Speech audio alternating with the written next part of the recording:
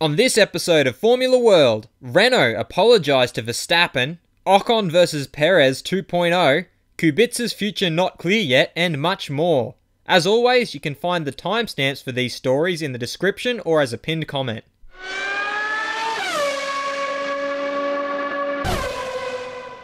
First up on Formula World, Renault apologised to Verstappen. After another weekend of engine-related issues that caused Max Verstappen to retire from the Belgian Grand Prix, Renault boss Cyril Abiteboul has come out and apologised to both Red Bull and Verstappen. This comes off the back of Christian Horner berating the French engine manufacturer for delivering below-par service. Here's what Abiteboul had to say. An electronic systems issue seems to be at the heart of the problem. I personally apologise to Red Bull Racing and more specifically to Max and his many fans who are as disappointed as we are. We will work closely with Red Bull Racing to define a course of action and a roadmap to eradicate issues such as this one, which meant they couldn't harness their package's potential. Red Bull team boss Christian Horner is obviously displeased as these issues also mean that Verstappen could be facing penalties at the upcoming race in Monza. I can understand his frustration, but the majority of them have been beyond our control. He's now staring down the barrel of a bunch of penalties in Monza, so it is really frustrating for him. He's just been desperately unlucky. The issues haven't been car related, it's been engine related. We don't know what happens behind the scenes, but Renault has always supplied equal equipment to both drivers in all the history we have had. It's bad luck the failures on a Sunday seem to be happening on his side of the garage. Daniel has had as many failures, but they have tended to be on Fridays and Saturdays rather than Sunday afternoons. Renault don't want frustrated Alonso. There are talks of where Alonso might find himself next season, and one such suggestion has been a move back to where he won his 2 world championships. But Renault boss Cyril Abiteboul doesn't think that would be the right time to make such a move, as they aren't at the stage of supplying him with a title contending package. My answer on Fernando will always be the same. First, he is part of a great team which I think is in the middle of a number of strategy considerations. Secondly, I think he has to obviously look at his timing and look at other teams' timing. Things have to be compatible so that it can be a successful association and not just because it has been a successful association in the past.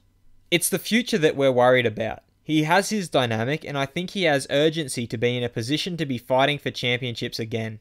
We know that it's going to take us a bit of time to have a car that can offer that. So clearly the one thing that I would not want is to have a frustrated Fernando in a Renault car, that's for sure. Ocon vs Perez 2.0.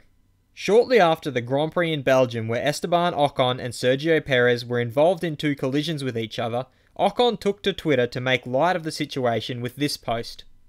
Damage limitation today. We were having a good race until Perez tried to kill me 2 times. Anyway, he didn't manage to do so, ending up P9. Sergio Perez, however, didn't take too kindly to the accusation that he tried to kill his teammate and quickly responded with the following.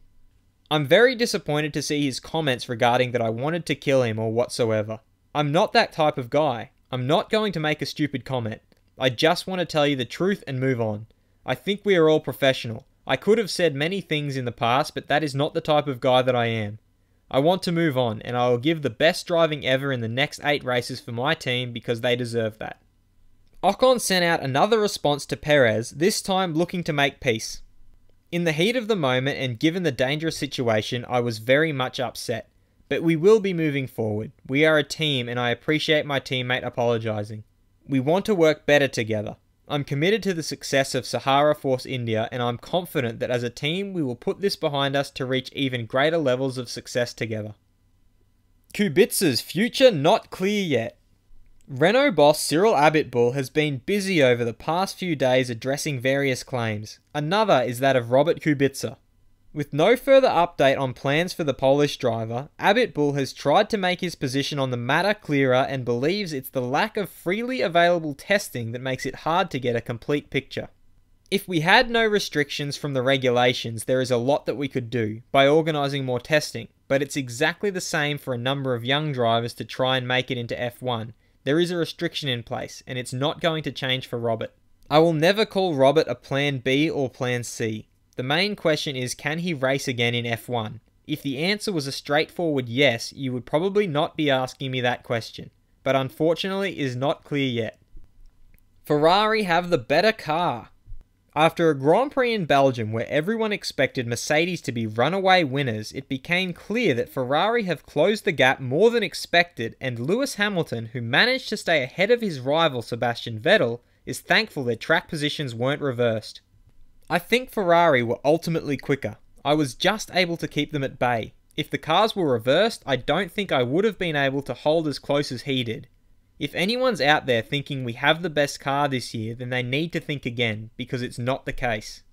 I think we have the upper hand power-wise, but we've got to keep improving. The pressure is on. The next race, package-wise, should be similar to this weekend, but when we get to Singapore, that's really when the test is going to be shown, where Ferrari should be really fast as they were in Hungary. So we will see. Vettel, we don't need to be afraid. Sebastian Vettel has come out of Spa with another level of confidence in his Ferrari package and believes that there isn't anywhere on the F1 calendar that they should worry about. If we had ended up ahead in qualifying, then we would have had a good pace to stay in front today. I was surprised how close I could follow through the whole race. At the same time, I know that down the straights we are not as quick as Mercedes, so I am not entirely happy, but after all, it's been a great weekend for the team. We don't need to be afraid of any circuit. I believe we have the best car in terms of package. There's still something missing, but the guys in Maranello are very motivated.